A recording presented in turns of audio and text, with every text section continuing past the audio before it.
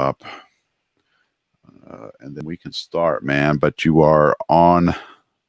We are live, though. Just We so are you know, live. we are. Here it goes. Okay, I see YouTube. YouTube's going. Awesome. Okay. It's the last stream of the year, too, man. I know, right? It's crazy. Um, I don't know. I for one will be glad to see much of this year gone. But Will you? all right, guys, let us know how we're doing with audio. We have we're going to get started with the podcast here in just a minute, the podcast episode, but we're streaming this live because we want to share it with you guys. It's New Year's Eve and one of the most memorable years. That's the least you can say about this year that we've had in recent memory. So please give us some feedback on how our sound levels and on the chat and the various things. I should be, and I think I am. We are streaming on my YouTube channel. We are streaming on Clear Skies Network. We are streaming on my Twitch channel, Deep Astronomy. We are also streaming on the Deep Astronomy Facebook page, as well as Twitter, which is also known as Periscope, which is going to be dead soon. I think they're going to kill Periscope in like a couple months. So really? I don't know. Yeah, it's really too bad because we had a couple episodes where we were getting thousands of viewers from that. So I'm really kind of sad to see Periscope go. Hopefully Twitter will.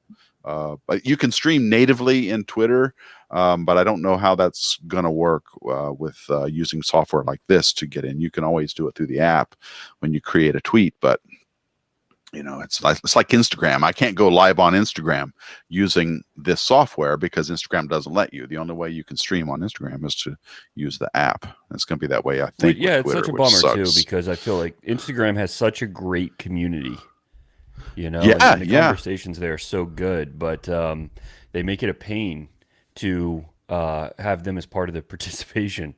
So it's a bummer that happens. I almost want to stream on Instagram this stream, just like have an iPad streaming this stream, but it's just it doesn't. There's no way to do it with high quality and not have crazy delays. But anyway, we've had so many audio issues this year that hopefully today, can everybody hear me okay? Because we are boosting the signal to hell and back, trying to make this thing, like if you look on my screen, it's just right on the edge of screaming in my ear. Okay, well, I can hear you fine. So let us know. I've seen a couple of chats that say the sound is good. There might be a little bit of sync. Christian Reddy's here. I'm seeing Christian. So hi, Christian. Susan Hunter. I see her on Twitch, on YouTube as well. So we're going to get started with the episode. And one of the things that we like to do, one of the reasons we like to stream these while we're recording the episode is so that we can get questions from you guys and work it into the episode for people who aren't watching the stream and who subscribe, say, on Spotify or iTunes, which if you guys haven't done that, you need to go and do that like immediately, because we make these episodes just about every week. We try to do it every week.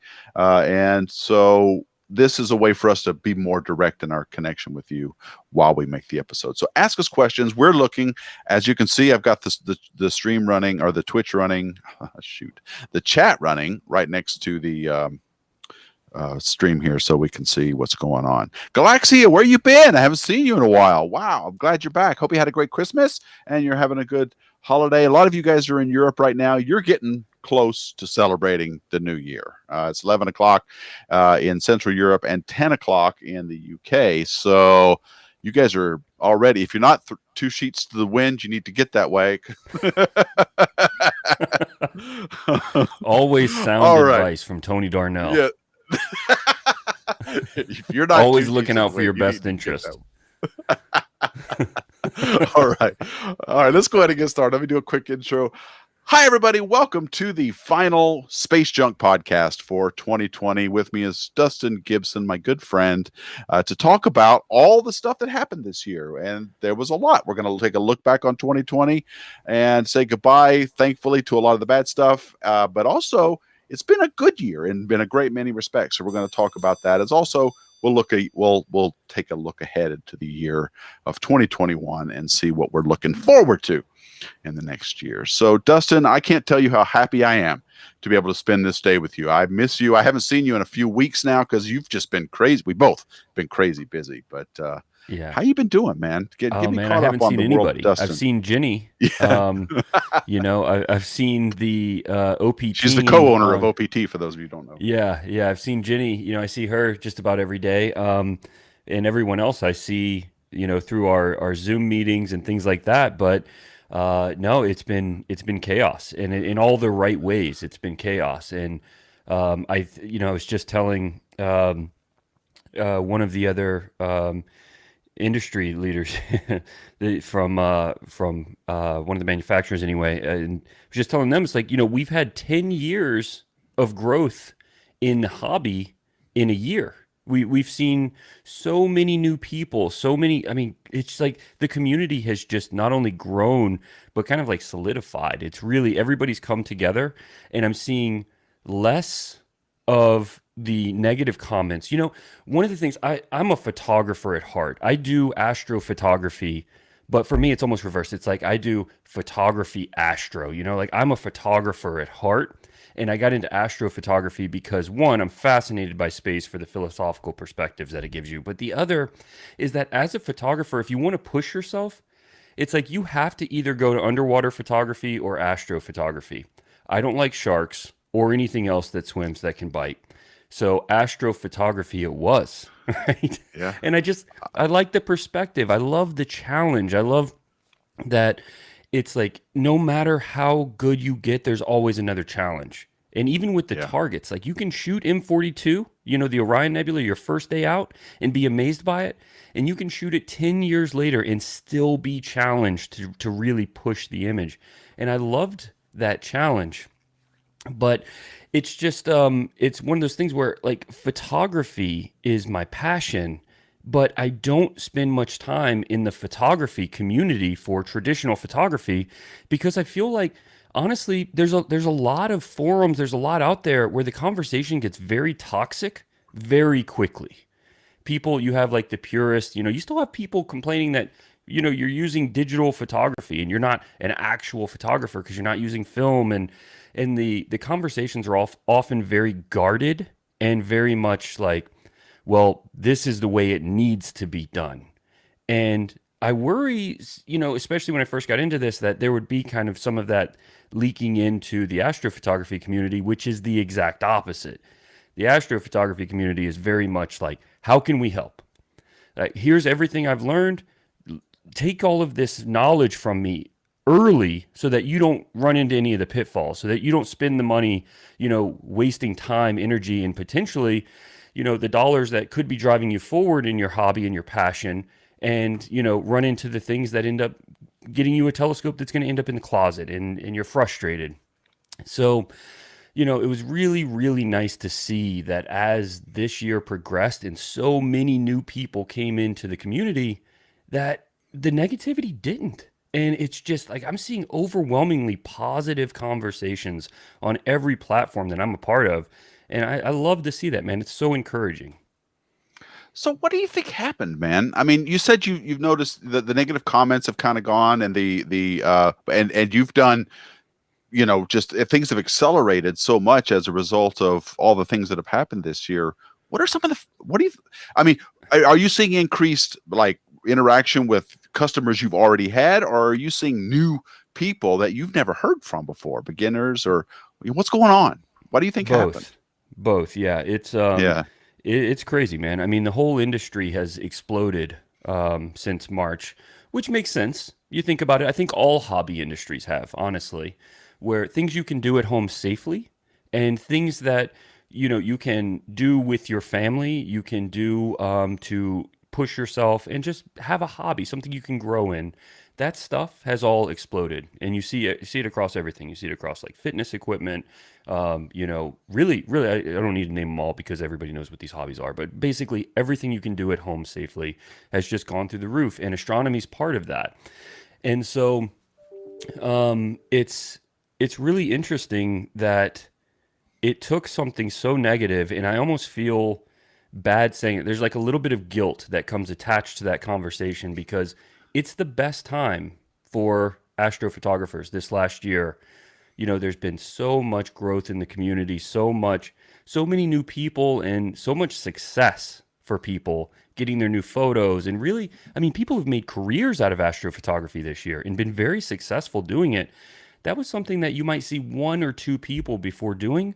I know a dozen people now that are just doing astrophotography full time, which is amazing. Like, what a dream that is, for people. And I love seeing it. It wasn't possible before, but then again, like I said, there's almost like a little bit of guilt attached to that, because at the same time, man, my heart breaks for the people, like restaurant workers or people that or in service industries that can no longer have their career because of the chaos of 2020. I mean, it's devastating. It's like they say, man, it was the best of times and the worst of times.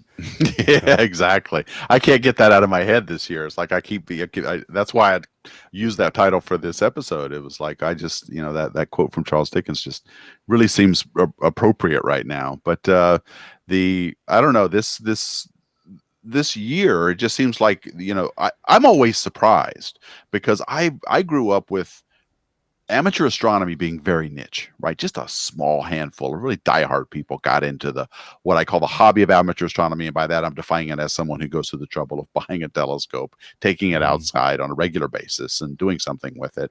That always seemed like it was going to be a small group of people, just because that's been my experience growing up, all these, doing all this all these years.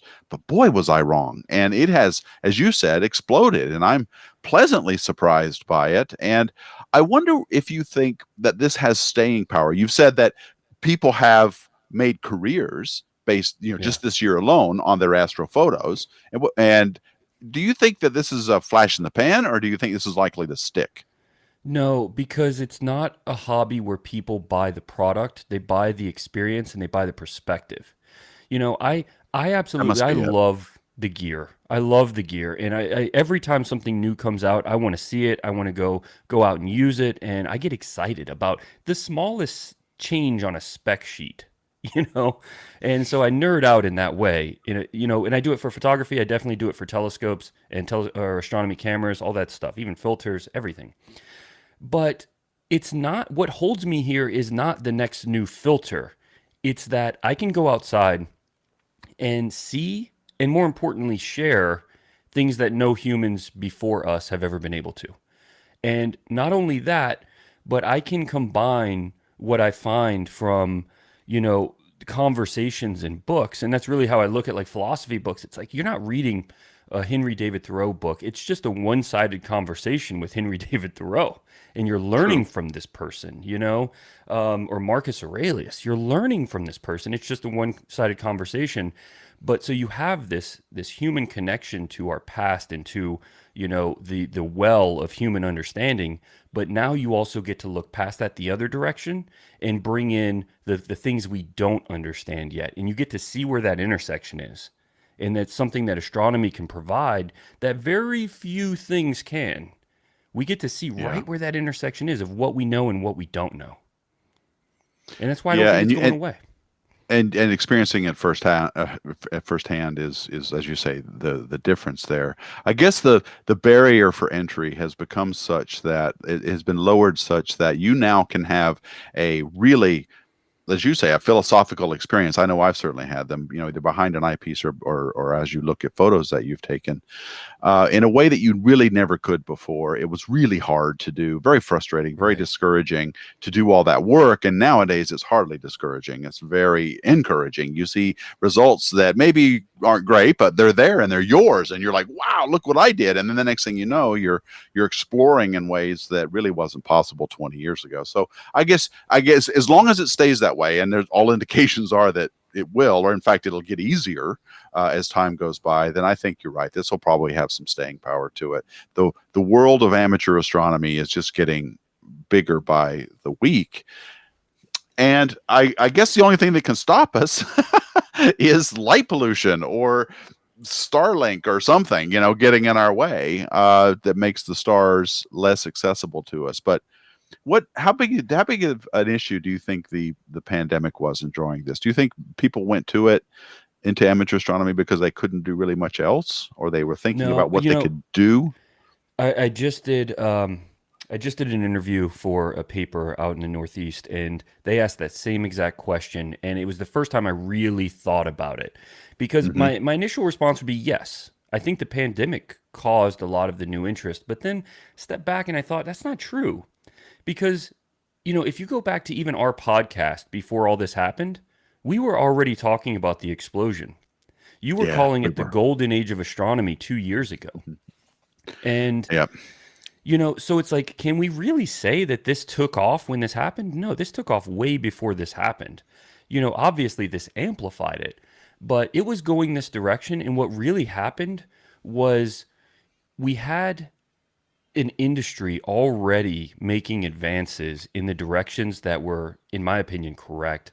We were focused on two things: bringing costs down and simplifying the experience so that, as you call it, the barrier for entry was low, right? On both fronts. Hmm.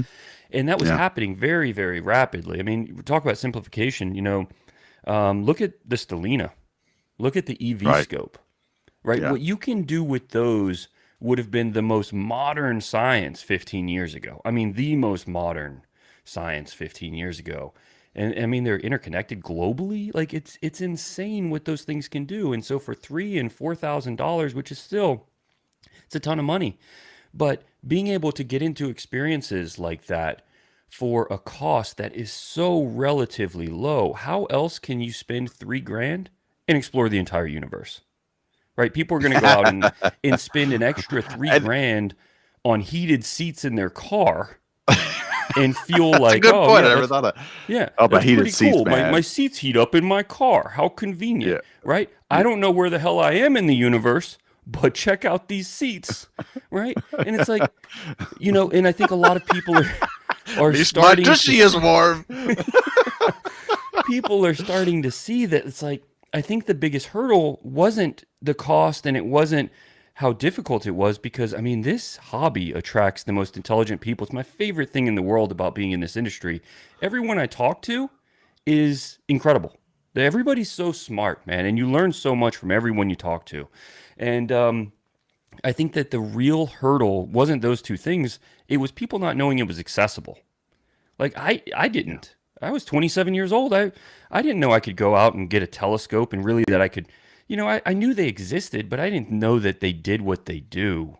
And there's no reason to know unless you've had someone be kind enough to show you one, or, you ever just got curious enough to roll the dice on a relatively expensive tool to do something like that, And once you know, you can't unknow.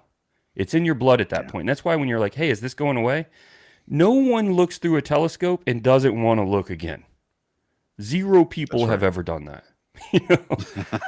So, zero people. And if they And the have, error bars are 100 or like 100%. You yeah. know for sure If someone looks that. through a working telescope and finds nothing to be interested about, I have nothing to say to that person. We have zero in common.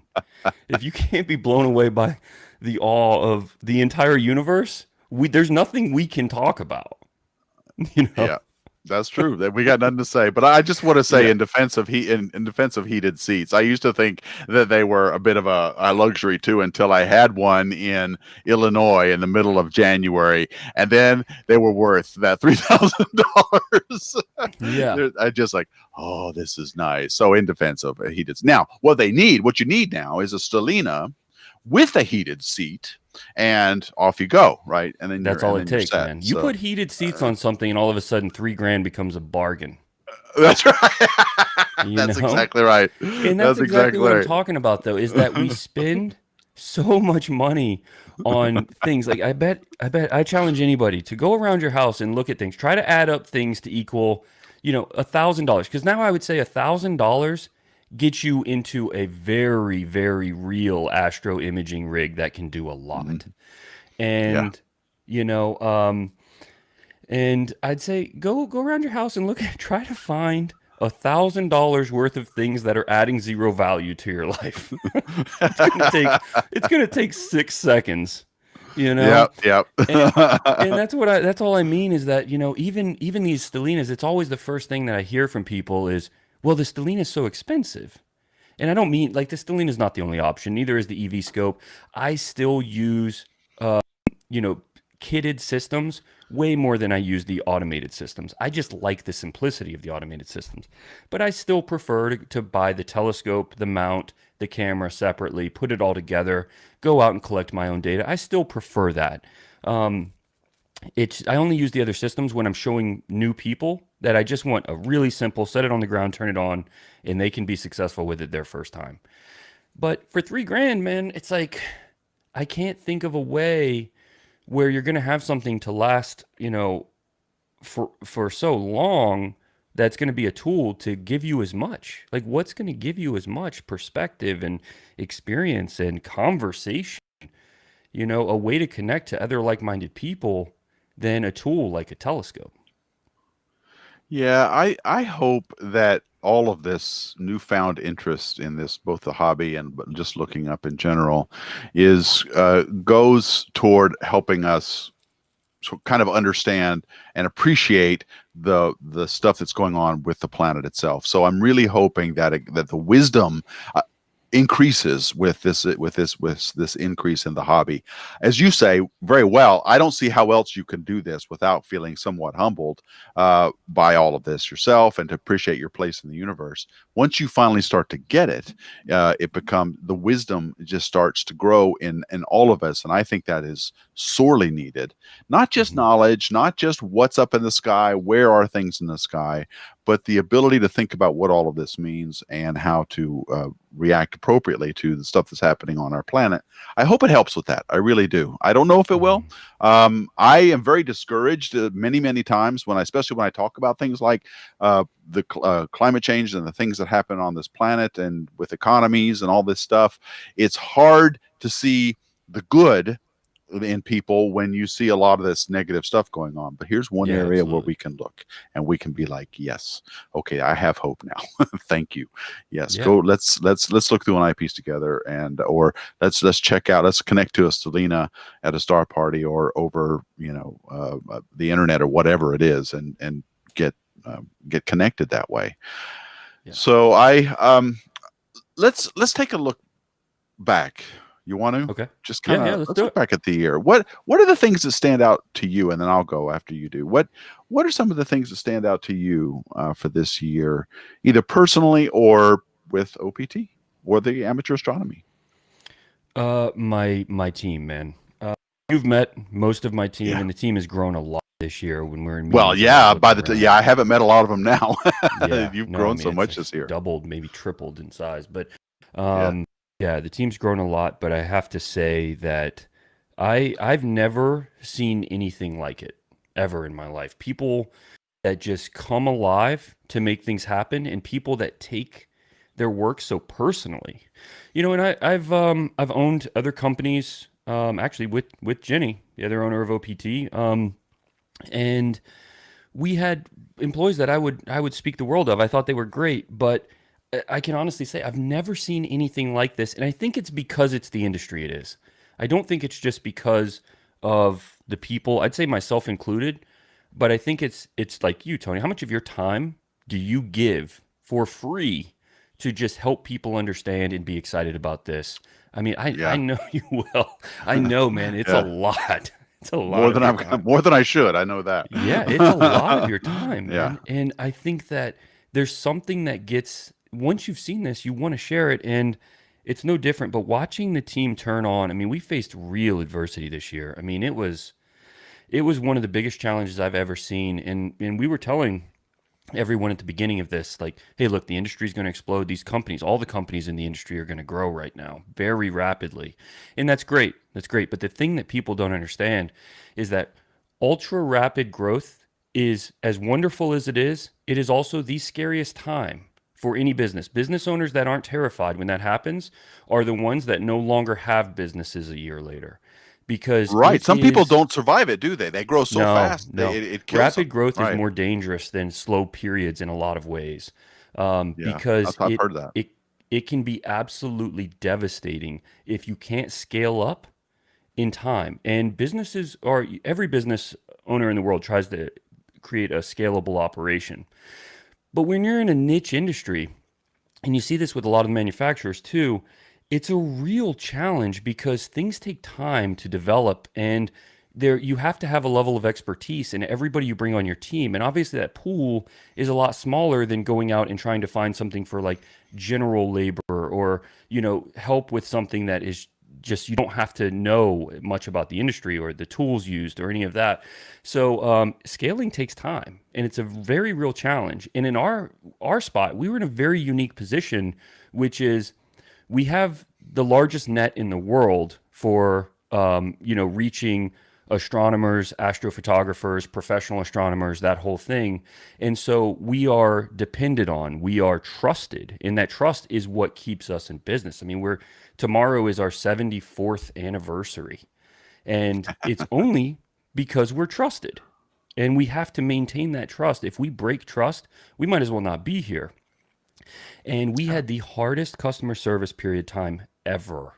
And we are still climbing out of it. Around the end of April, going into May, I mean, it was an absolute nightmare because of our position. We're taking in the customer's request, as is our job, trying to inform customers. But manufacturers are literally doing everything I can. I felt so bad for them.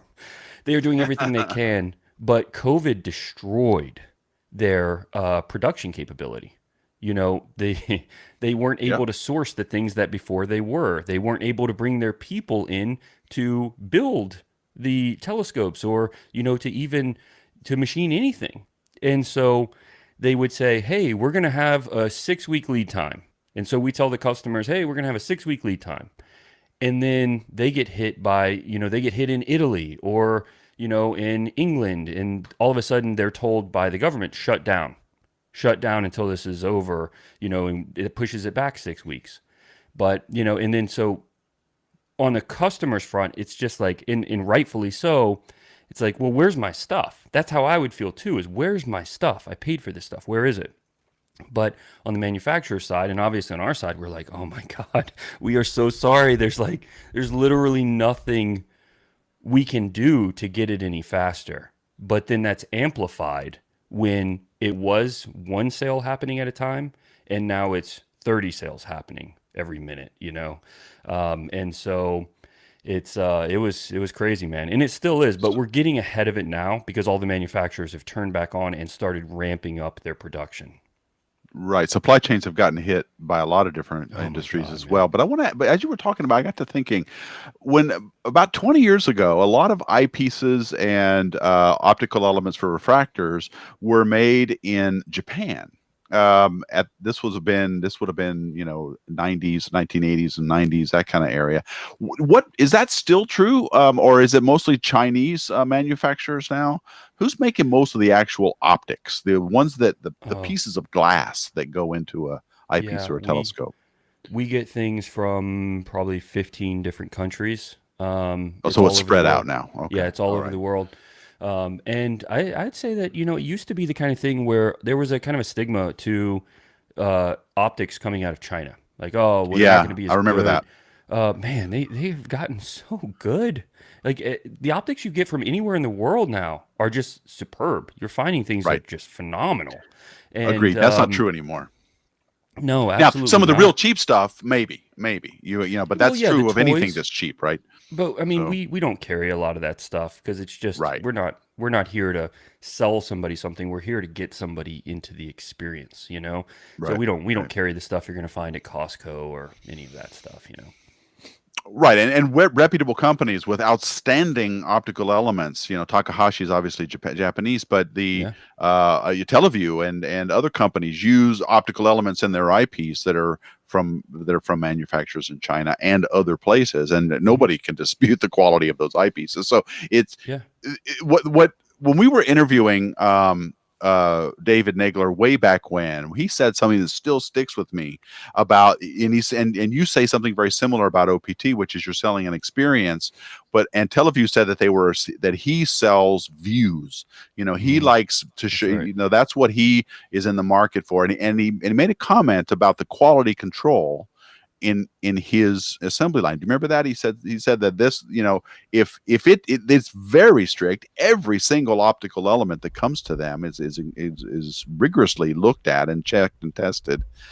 If it's not up to snuff, they send it back. right? It doesn't make it into their product line. So that, I think, has changed a lot, because I remember, wasn't there a time, I think in the 80s and 90s, Mead's reputation sort of went down with some of their optical elements, because I think in part because of their quality control. But that's the key. If you're an American company or a local company and you're selling things from abroad, as long as your quality control is very high, you're going to be selling good stuff, regardless of where it's made, right?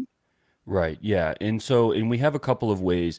We're in a very fortunate position in that we can put pressure where it needs to be applied on manufacturers themselves. So if there's a product that, let's say we carry products, not brands. And so if we carry, let's say we have a certain brand that we will represent, if 9 out of 10 products that they make they have a really good reputation, they are serving the customer, they're not having a lot of issues, then we only carry 9 out of 10. If there's only 1 out of 10, then we carry 1 out of 10. But if we start to see those things back, then every single one of those goes back. And so you can imagine that at that scale, like how much of that stuff would come flying back. We call them boomerangs. If they send that out to us and our customers are not happy with it, it's going back. And that's our way to say, and it's coming off our website, right? And so that's a way that financial hit is very serious. And so it makes everybody that, at least that we deal with, take that quality control that much more seriously. And it helps us because, that's the information that we get that they don't necessarily get. So it's very valuable to them as well, because it's like they need to know, like, what is the customer's experience, and they don't always hear it directly from the customer. And so having that information and being able to do something with it to make sure that we're always progressing in the direction of service to the customer, then that's something that is really beneficial, and it makes sure that people that get into the hobby stay into the hobby, because there's nothing more frustrating than when you go out and you spend your hard-earned money, and the thing that you paid for, you didn't have this vision of owning this glass. You had this vision of seeing the night sky. That's a good point. Yeah. And so being able to go out there and do that, then people stay into the hobby. But if you buy this stuff, you get it, you wait, a week. And I don't know though, man. If I had a Takahashi, I think I'd just stare at it for a while. I think they're beautiful scopes, man. They really are. You know what? They're built like nice. Tanks. Yeah, they're beautiful scopes. But that was part of the reason we did the Radian line, and that Radian line has been a tremendous success. Another big thing for 2020. Yeah, that was another thing is, number one on my list would definitely be the team and just how amazing they've been at turning on in the face of just serious adversity. But the second thing would definitely be the Radian line. I mean, it's absolutely exploded. Working with Trevor was, it's definitely one of the top experiences I've ever had. Trevor's such a cool guy. He's so much fun to deal with. But that Raptor is just, it's really helping people get into astrophotography for not a lot of money. It's under $1,000, and you can do professional level imaging with it. I mean, people are taking APOD quality images with this thing already. So and they're flying. I mean, I walked in yesterday, there were probably another 100 sitting there that were going out yesterday, and so it's it's really good stuff, man, that it's just getting more and more accessible. Yeah, for those of you who don't know, who are listening, Radian Telescopes is OPT's line of telescopes, and actually telescope accessories too, because you also came out with the tripod this year as well. That's really awesome. So yeah, we've got several products under that line now. The tripod is the triad filter also under Radian line, or is that just something? That was the very first Radian product, was the triad filter, and that's just because the very first problem we attacked was light pollution. It's the biggest problem. Right? Yeah. So it's just like, we got to do something about this. Yeah, so that was a big deal. So the Raptor came out this year. The tripod came out, and of course you guys are doing gangbuster business up here. But anything else stand out for 2020 for you, looking back? Well, the good things. I like to talk about the good things, right? The bad things, obviously, you're seeing it everywhere, man. I mean, so many people sick, so many people hurt, so many jobs lost, all that stuff. That's not where I try to focus, because very little that can be done about that, and the things that are being done in most cases. So I think that this podcast has been another real point of enjoyment. And so, as one of the things I should mention is, I never would have started streaming like live streaming myself, if it hadn't been for this year. It was back when Ian was running our marketing team. I think he's actually on here right now. So Yeah, I saw him. Yeah. Ian can take full credit for that because it was Ian that pushed me to do it. He asked me for 2 months to do that, and I kept saying no, man. It was just too slammed. But finally, I just turned it on. Got on Twitch. I didn't even know what Twitch was, honestly. Got on Twitch and just started talking about astronomy and live streaming on Instagram every single day. And I did that for roughly 3 months every single day. It ended up being like well over 100 hours that I did just on that alone, and it was the best way for me to, a lot of people have messaged me and just saying like, hey, thank you so much for how much you've like helped me get into the hobby, or avoid, like I said earlier, the pitfalls. But I don't think people realize how much they helped me understand really the directions that we should be going, the things that we did need to provide, and the things that I needed to learn. Because when people start asking questions, you realize how very little you know. When you have to be the teacher, you realize all the gaps in your knowledge. And so it helped me identify a lot of that. And I learned a lot from the community, a ton. And I brought all that back to OPT University. And now that stuff is taught every single day at OPT to the team. So, yeah, man, I mean, I think the team probably helped me more, or the community probably helped me more than I helped them. Yeah, and I guess for me, when I look back on 2020, I have a slightly different story to tell, in the sense that I spent most of this year scrambling because I had decided back in 2016 that I was going to make I was going to go do deep astronomy full time as a science communicator, and then over the years, I'd sunk a lot of time and effort into that to build a really nice community, which I'm very proud of.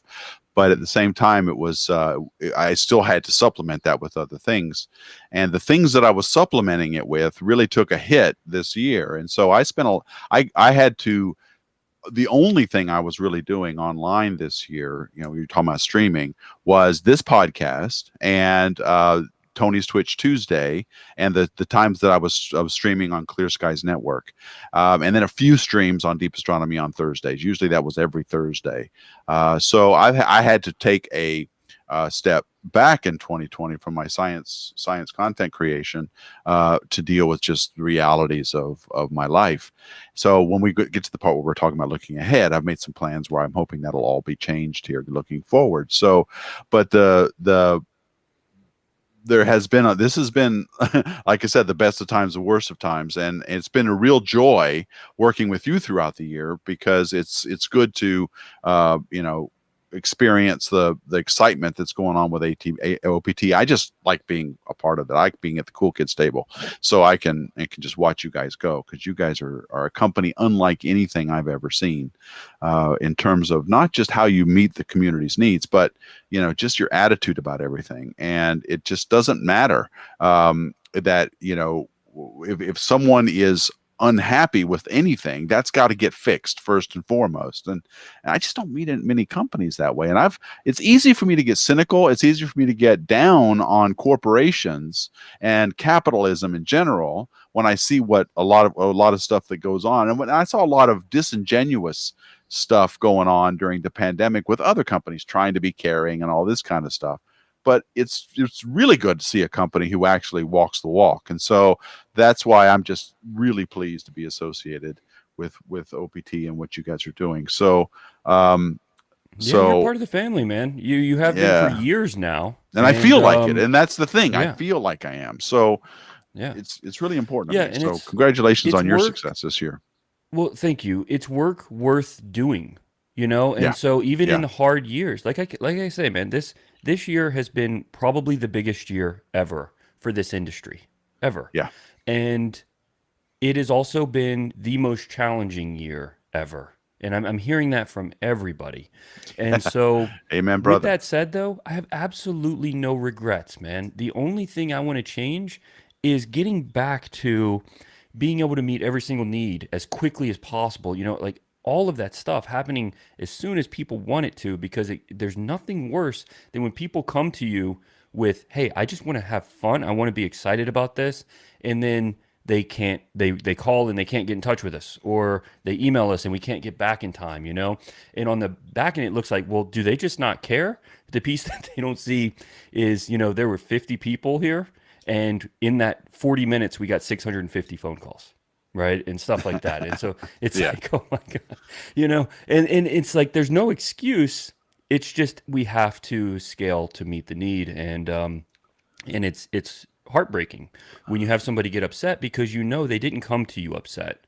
They came to you to enjoy this, and we don't ever want to be in the way. And so, man, that is like our primary focus, is just getting that fixed all the way around in the whole industry. I can say, I'm not talking to anybody who's not saying that's our primary focus, because every company in the industry is feeling that same exact pain.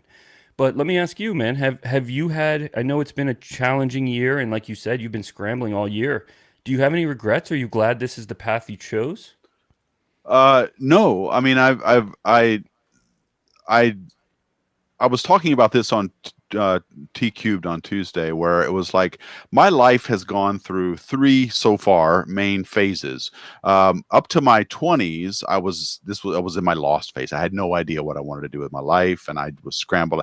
I joined the army, and then when I got out of the army, that period up until about 2016, so most of my life was spent as professional astronomer. Tony, I got to live the life of my dreams. I was working in professional astronomy, doing everything I wanted to do, set out everything I wanted to accomplish, and did, from working in solar physics all the way through the Hubble Space Telescope, where I ended my career.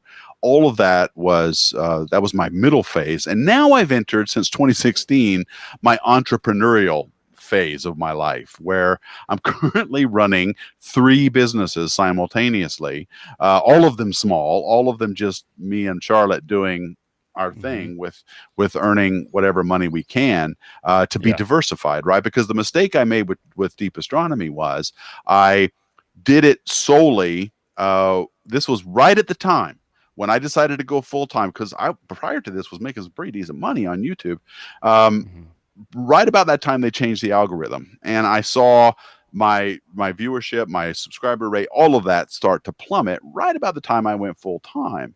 And I realized what I had to do to make it on YouTube, and all of these platforms. And wow, that was a lot of work. I mean, basically, you have to give up your life to be a streamer now. If you want to be a Twitch streamer and make any money at it, 6-8 hours a day, pretty much mandatory every day.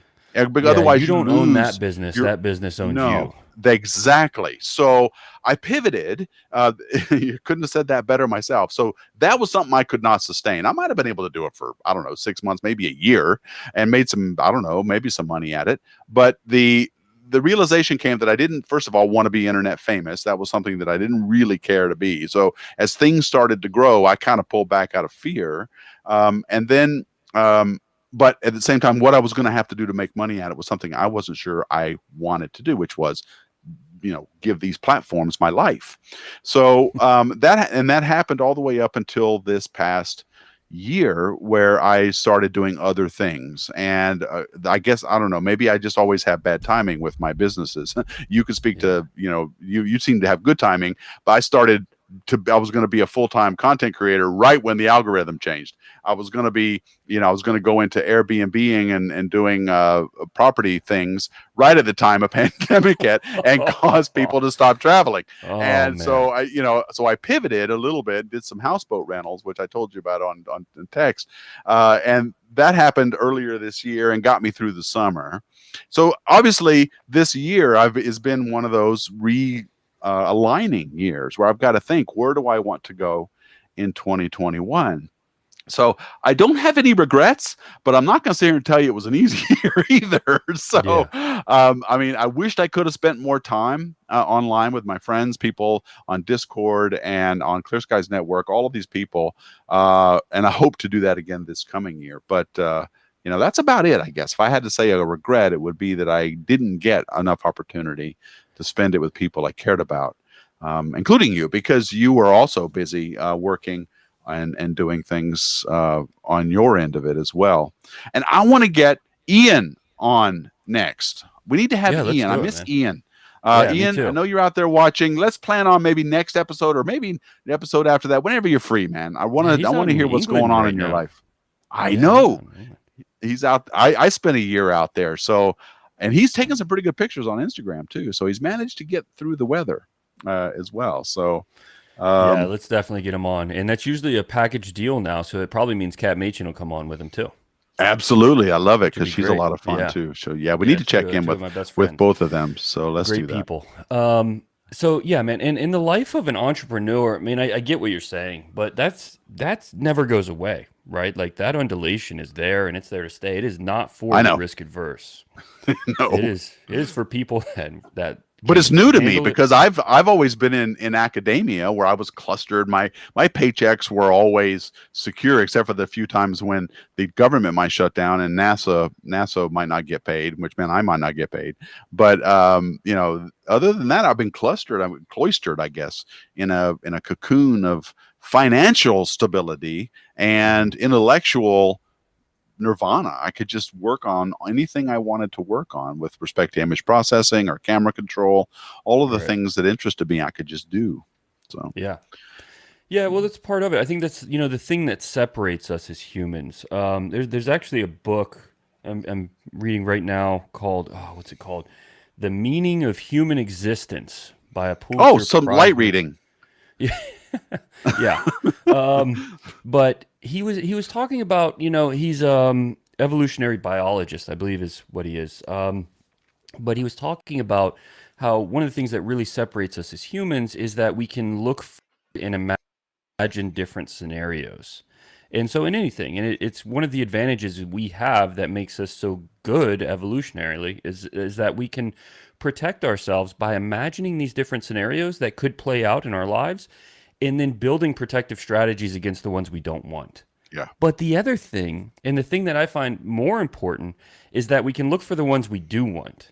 Because it's very easy in life to know. They say, like, I think it was C.S. Lewis that said it's easier to imagine hell than it is heaven, right? Like, it's really easy to know the things you don't want to happen. Like, I don't want to get hit in the face right now, right? I can name all kinds of stuff that I don't want to happen. But when I start thinking about exactly what I do want, it's a lot harder to nail that down exactly. Yeah. And so looking at this and digging into the scenarios that you do want, I think that's one of the benefits. That's one of the advantages an entrepreneur has, is that you have that ability to choose the direction of the life path. You have the ability to fine tune it, not just choose the direction, but really lay out the details of exactly what this is going to be. And then once you know A, you know where you are now, and then you define B, this is where I'm going. The only thing standing in the way is steps in between. There's no other bureaucracies to manage. There's nothing else that's in the way. It's just, can you lay out the steps between A and B? And if you can, your life goes the direction that you're trying to achieve, right? And it doesn't even have to be with entrepreneurs. It can be, I'm not saying you have to own your business to do this. You can do this within a career, like the career you had. You had a great career. I was right where I wanted to be. Yeah, you were making great money and you had all the tool, you had access to everything you wanted. But again, the advantage is being able to appreciate the fact that you have that you have those things. One of the things you had was security. That's not something that any entrepreneur knows anything about. No such thing as safety. That's right. But once you have those things, it's understanding A. It's really defining, like, where am I? What do I currently have? And then defining B. It's like, well, this is where I am. This is where I want to go. And that's one of the things we can do as humans that no other living creatures can, is really imagine a new future, like literally defining fate for yourself and then choosing that path. You can do it with anything, man. I mean, it's no different with fitness journeys. Like, people that define that fate, like, I want to do this. It's like, well, now they can lay out the path to get there. Whether or not they follow it is a different thing. But laying out the path, we are capable of doing. And then literally, if you follow that plan, man, the chances of succeeding and getting where you're going is very high. Well, what's guiding me now is this sense that And the reason, I mean, a lot of people have asked me, why did you leave a job working with the Hubble Space Telescope, earning six figures? Why did you leave this job Yeah. to do something so uncertain? And the reason is I came to the realization that the real wealth in life has nothing to do with money. It has to do with the number of moments you have in your life left to you. Time is one thing that no amount of money will be able to buy more of. So you've spent a minute, that minute is gone. And so at the end of every day, I was asking myself, did I spend this day in a way that was worth it to me, right? Can I look back on this? And I was discovering that I was kind of treading water in some of this comfort zone that I was in. You know, I had stability, I had predictability, I knew exactly what was going to happen, I knew what I was going to be doing every day. And a lot of the allure that I've always been this way. Once I've mastered something, I tend to lose interest in it. And so once I feel like I've mastered something, whether I actually have or not, may be a bit debatable. But it was the amount of time I have ahead of me is way less than the time behind me. And I wanted to make sure that I spent every moment under my own control. So for that reason, I can never go back to the workaday world. I can never go back to a 9 to 5 where I need to be at a certain place at a certain time and, doing things that I'm not deciding what I'm doing. So that was the reason I became an entrepreneur in the first place. And so even with the adversities, even with the bad timing of all the things that I chose to do and when the obstacles that came up, I still look back on those times as worth it because I was under complete control of how I spent those days. And that to me is wealth. That is rich. That is the definition of being rich to me. Absolutely. I think it's just a trade-off. It's like, as long as you work at a place that gives you those things. And that's one of the things that I think businesses should, and they don't do this enough, but they should. Leadership in any business should feel obligated to serve its employees, not the other way around. And if they do that, then I think that the employee gets all the advantage of having everything that you're talking about, but also security. Also the ability to know and plan out, which is something that I think it's a healthy thing, not having that stress of not knowing day to day the next steps. Right. That's a very healthy thing, but not enough businesses do that. I had a lot of jobs that I hated. Yeah. Right. I couldn't believe that I would wake up and I was just like, I felt like I was getting through my Monday through Fridays to live for Saturday and Sunday. And then I started thinking, man, I'm living for 2 out of 7 days a week. That's not good. And then I had other jobs I loved, and I loved the people I worked for. And I just thought, man, this is great. I hope it lasts forever and we can continue this way. So I've seen both sides of it, but, yeah, I think it's just really important to know like what you want, man, and make that happen. And astronomy is something that brings that perspective to people more than I think anything else, because it allows you to think differently. You're looking literally further than you ever have away from yourself to better understand yourself. And I think that's exactly the way you do it, is you have to understand your surroundings. You have to understand where you are to understand what you are. And then you can start making decisions on, how that story is going to unfold. Because ultimately, it's like you just put it, which I really loved, man, you should write a book, is ultimately our life story is going to be the sum of all of those little moments. And so we have to choose our moments wisely, because you can stop that at any point. And whatever that moment is, that is a piece of that life story. And if you're not choosing the moments you want, man, that life story is going to come and go. Jenny bought me Memento Mori coins that I carry around that just literally means remember death. Because it's the only thing we know for certain. On a long enough timeline, survival rate drops to 0. I know. It's like exactly. And these memories, these moments, this experience that you've lived is your wealth. That is the wellspring from which your whole life, that's the richness of your life. I joke with Charlotte all the time because she's a workaholic. She loves to always be doing things. She can't just sit around. And I said, honey, can we just stop? When we die, we're not going to be held up at St. Peter's Gate and be asked, well, gee, how productive were you on, in this day and that day? You're not going to be remembered for all that. I joke because she's just always doing stuff. how productive were we today? I was like, you know what? Today I just sat on my ass and I had a good Yeah. day. So In my heated seats, baby. That's right. In my heated seats, sitting next to my Stelina on a cold winter's night. Now that's rich right there, right? All right. Yeah. You're sitting at those gates, and that's the first question they ask you is, but how productive were you? Were the seats heated? Yeah, man. If Luxury. not, that's luxury. We're pulling the cord. You know, that's your next the next Raptor needs to come with that as an option, man. You need to like have a, you know, nice heated seat that comes with it. See, a heated seat mount. That's what we need, like a Paramount or one of those hobo mounts, right? We need to like put a chair on it and just make a recliner, a little cup holder. That's what I'm talking about. Yeah, see, that's why you're not in product development. I'd be like Homer Simpson, right? It's like, oh, let's add guys, I have a great idea. I have a great idea. We're gonna sell one, and it's to Tony. With a cup holder and a microwave, just so I can heat up popcorn. Oh yeah, you will not be in Radian product development, man. You belong right where you are, Tony. Yeah, I do. Don't quit my day job, right? Yeah. All right. Well, listen, I want to get to some questions, folks, that you guys are asking here coming up, but I just want to say before I go, some of the big events that happened this year in 2020 that I thought were cool. First of all, Osiris-Rex reaching Bennu,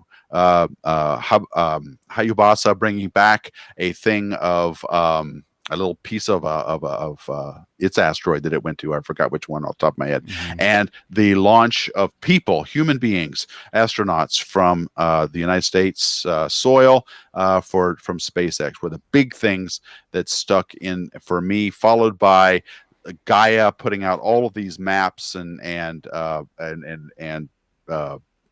the data that's come from the space telescope Gaia. All of those were the big momentous things I thought from 2020 that came out of this year. So I just wanted to give those guys a shout out. Well, and we know people are going back to the moon. Are they though? Do you think they will?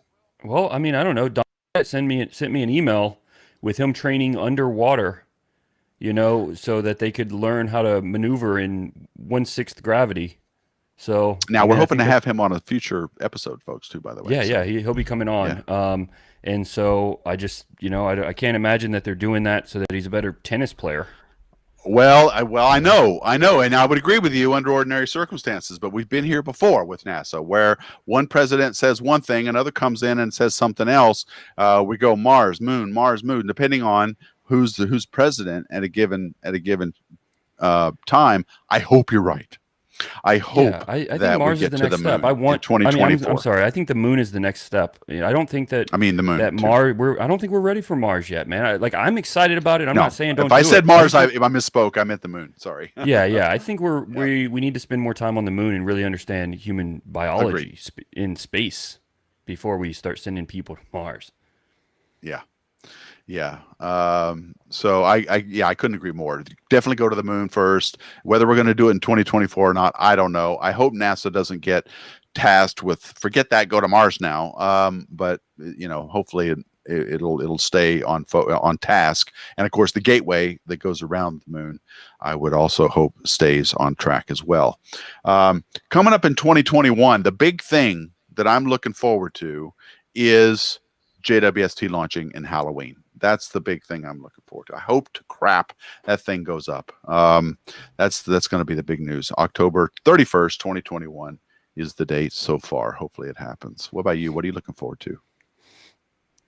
Yeah, that's the big one. I just want to see it successful because it has there's so much negativity around it and how many delays and how expensive it is.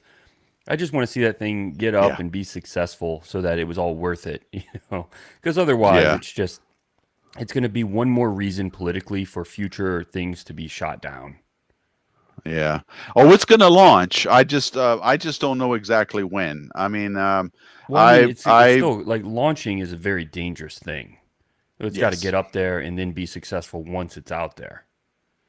Yeah, well, that's just going to be the start of the problems. Getting it up into space is the beginning of a long list of things that has to go absolutely 100% perfect. It's going to spend 6 weeks deploying, right? Just unfolding out of that rocket tube. So it's going to take 6 weeks to do that before it even gets to L2. Anything, there's like 8 billion things that can go wrong between the launch and getting to L2. Everything has to go perfectly. It's going to be sphincter closing time for those of us who've been following this mission for any length of time. I'll tell you, scientific term. It is. It is. In fact, scientists. I knew you worked in professional. Yeah. Yeah, this is the sphincters phase. We aren't even the sphincter phase of the mission, everyone. And let's talk to the project manager. How do you feel about this phase? Well, it's really good. We're really hoping for the best.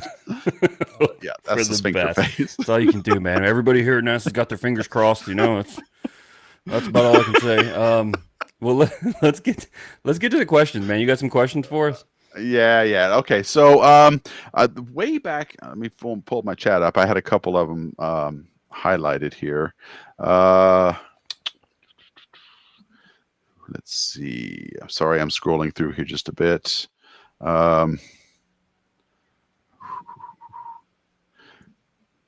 Let's see. Oh, here it is. From learning place. He's asking how to find moving space junk using telescopes. Is it possible? Sorry, I just joined. So I think he's asking about using amateur telescopes to find space junk. It absolutely is possible. It's possible with very inexpensive telescopes, actually, because they don't necessarily have to be equatorial. And so, yeah, you'll find this stuff pretty quickly. There's a lot of it out there. And so there are a ton. It's called SSA, Space Situational Awareness. There's an entire industry around this. But it's part of what our professional services team does on a daily basis, is works with companies on SSA, making sure that they can find and, they have to locate and then track all of this space junk so that it doesn't bring missions down, because that stuff out there, it's moving fast. At minimum, it's going to be moving 18,000 miles an hour. And so, it can bring something down in a hurry. And so you can do this from your backyard, though. A lot of the professionals are doing it with things like Celestron Rossas and, fast scopes. Really, a lot of different brands. Really wide field. Yeah, wide field stuff. And then when they're looking for smaller things, they go with the bigger scope. So you might have like a big TPO. We see a lot of TPO 16-inch scopes used for this. Even though they're slower, they're wanting to get higher resolution, longer focal length, so that you can find smaller and smaller objects out there. Because really, it doesn't take much. If you had, what did Don tell us at that? He said a fingernail could blow through the International Space Station, right? So, you really got to have something that you got to find it. You got to put in the effort to find that stuff to make sure that things that do go up, it's like we were just talking about the James Webb, that thing goes up. You don't want it taken out by a loose bolt. Exactly. Although I will say this, you're going to have a hard time in the future, I think, learning place, not seeing space junk. The best time to see it through your telescopes is in the dusk and dawn hours, because the geometry of things in orbit and the sun and where you are, all of those things conspire to make reflections, right? That you can see really bright. That's why we can see the ISS but actually it's a little bit higher. But a lot of the space junk you're going to have a hard time avoiding in the coming years, especially as Starlink launches 42,000 satellites in space. You're going to be like, damn, that won't be space junk, at least. Well, it depends on how you look at it. But it won't, depends on what you think of Starlink. But yeah, it'll be like, damn, it's in my image again. Satellite trails and all that stuff. That's not space junk. Those are working satellites, but same idea, right? You still see this stuff up in space. Yeah.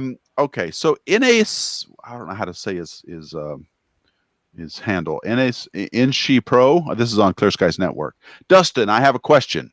Can you record OPT Academy and let us watch them? That's a good idea. I've seen you do this, and you're actually really good at it. You should record it. Make these videos available. We record every one of them, and we actually have an internal database of all of these, and we've talked about it a lot, and we probably will start releasing them under the title OPT University. But yeah, so what this is every single day we have someone teach the staff different parts of astronomy. So, different parts of astrophotography. It might be that day, it might just be a single piece of equipment, or it might be a concept. But everybody that's customer facing at OPT has to go through this and learn these things so that we make sure, for one, that we know what we're talking about when people call, because we are the defense against buying the wrong thing and wasting money. But it would be a good thing, and it's definitely something we want to put out there. It's just putting it out there in a format and in a way that makes sense. So maybe what we'll end up doing is like putting out a website like OPT University and just making it all available. But there's a ton of great information, and for people like us that geek out on this stuff, yeah, it would be easy to sit there and watch for hours, because it's a lot of time, 30 to 45 minutes every single day that happens. Yeah. Yeah, it's really a good resource that you offer your employees, and I think it's you're making an obvious investment in them, because what they learn and the kinds of things that they're struggling, either they don't know it or they do know it, but they're getting better background, can only help the knowledgeability of the staff. So I think it's awesome what you're doing. Yeah, it's funny. I saw this meme a while back, and I was like, usually memes are just meant to be funny. This one's actually pretty interesting. And it had two CEOs talking, and it said, well, what if you invest in your employees and then they leave? And the other CEO said, well, what if we don't and they stay? That is a great response. Yeah. Yes, exactly. That is a great response. And so, yeah, that's exactly it, man. You gotta believe in your team, and you have to be a company that's worth staying at, and just invest like hell into everybody being the best they possibly can. And that's the company is no better than it's the people in the team. And so just make the people as good as possible at everything they do. Okay. Let me just say Happy New Year to you guys in Central Europe. Galaxia, Happy New Year. It is now, I think, the 2021 where you are. So let me be the first to say Happy New Year to you. Okay, so this is also from Galaxia, who I just wished happy birthday to. Happy New Year to. How do you celebrate New Year's Eve in the U.S., Tony and Dustin? Is it a traditional thing in the U.S. that you watch Times Square in New York City on TV, for instance? I don't know. What do you do, Dustin? I don't think there's a tradition. Maybe I guess you could call. So Tony and I do we both put on onesies and we do a Zoom rollerblading dance off. And so that's probably the only tradition. We've been doing that for 15 years. Yeah, man, it goes way back. Yeah. But my rollerblades are kind of messed up, Tony, so we might not be able to do that this year. Damn. Thanks for telling me last minute, man. I just bought some new onesies with a butt flap on it. And now I can't. Now I can't show them off, man. Yeah. Well, you can still do it, and I'm happy to stream it for you. Yes, and depending on how much scotch I drink, I might even sing during the whole thing. So, oh, nice, that'd be even better. But yeah, no real traditions for me anyway. Yeah. Say me either. I don't. I'm an introvert, and I do not like huge crowds, and I stay.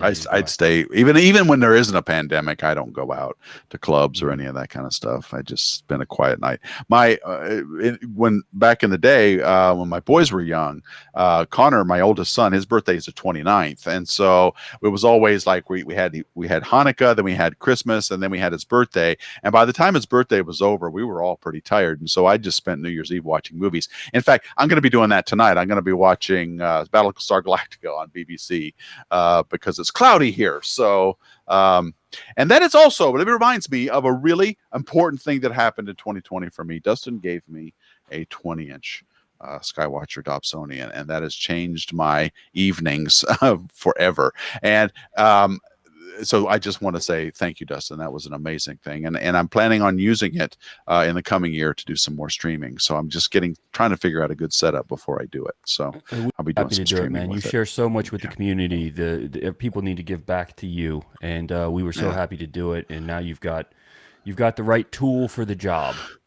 Yep, and you know me because I like eyepieces, and so a 20-inch aperture is definitely necessary to get the most out of it. So thank you very much. And my goal, guys, for those of you following the deep astronomy stuff that I do, is to set up a halfway decent streaming setup so that we can get together and share it, all of us, looking through the telescope. So that was a big thing. If you can't see it with the 7.5-foot tall telescope, you shouldn't be looking, Tony.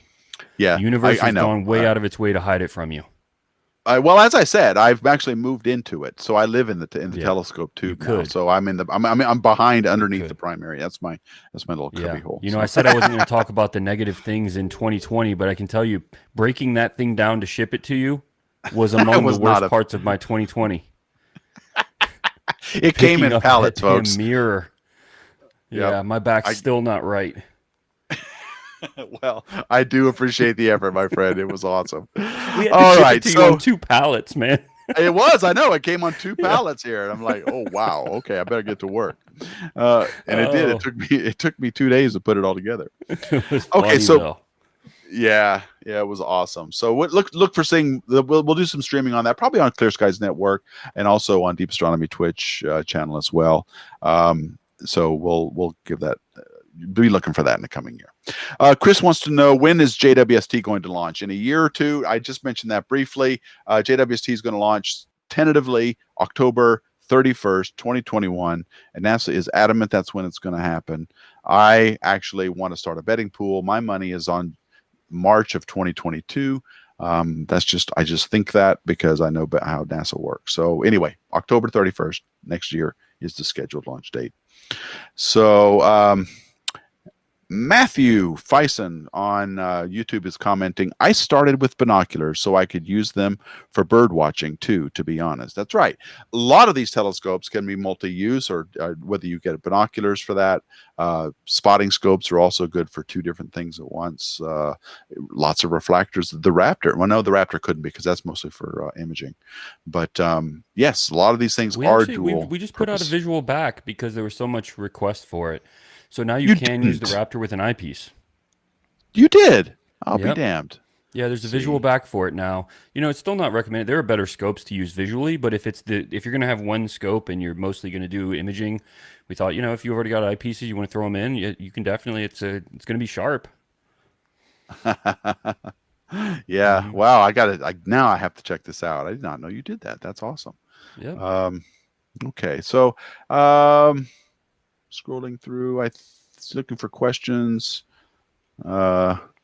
Ian goes, Tony is internet famous in my book. Well, thank you, Ian. You are internet famous to me too. I miss hanging out with you, man. I laughed so hard with him.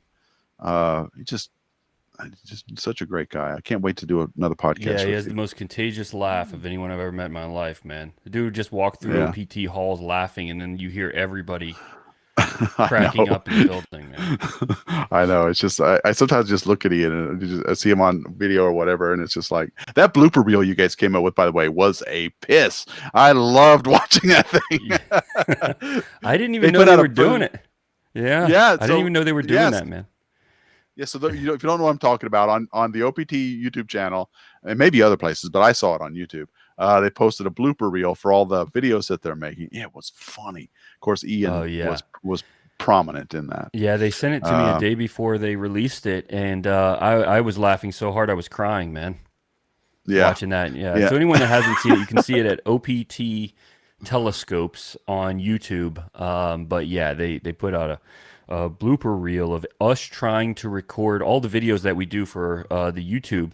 I mean, all of the product demos and tutorials, all that stuff. It comes out well at the end, but you get to see behind the scenes how bad it is when we're really trying to make it, and it's funny. It's really funny. It was a great 5 minutes, folks. You got to go check it out, and it was really good. All right. Well, I think that's it for most of the questions. I'm seeing a lot of great comments, but I don't want to take up too much time. I want to thank everybody, though, for spending time to join us on this live stream. I will get this episode out by tomorrow because it's New Year's and I want it out as soon as possible. So I'm going to spend some time doing that. Dustin, dude, I hope your 2021 is every bit as good as the last year. And thank you for all you've done for me. And I wish nothing but good things for you guys, man. Well, thank you. Yeah, and the team is definitely making it happen, man. I have all the faith in the world in them, and that includes you, Tony. So thank you, and to everybody that supported OPT this year, and in the years previous. We appreciate you more than you know. Thank you so much for making it possible for us to live out this dream and continue to drive this hobby and this perspective forward. It's what we live to do. So. A very sincere thank you to everyone that makes that possible. We very much appreciate you. Most definitely. And let's hope that this year of 2021 is full of clear skies for all of you. And don't forget, no matter what you do, just keep going out and keep looking up.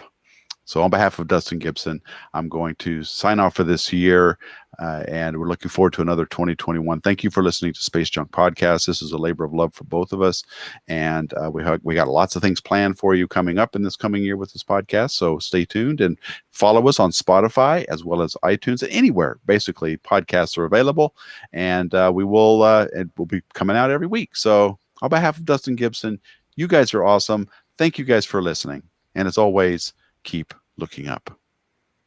I said it twice there. It was so good the first time. We needed a second one. Yeah, I had to do it again. Yeah. All right, I'm going to stop the recording on. We're still streaming, by the way. I'm going to stop the recording on. Okay. So, are you still on Zencaster? Yeah. Okay. I'm going to stop the stream now. Okay, I'm going to go ahead and stop the stream now. Thank you, guys. Happy New Year, everybody. Happy New Year.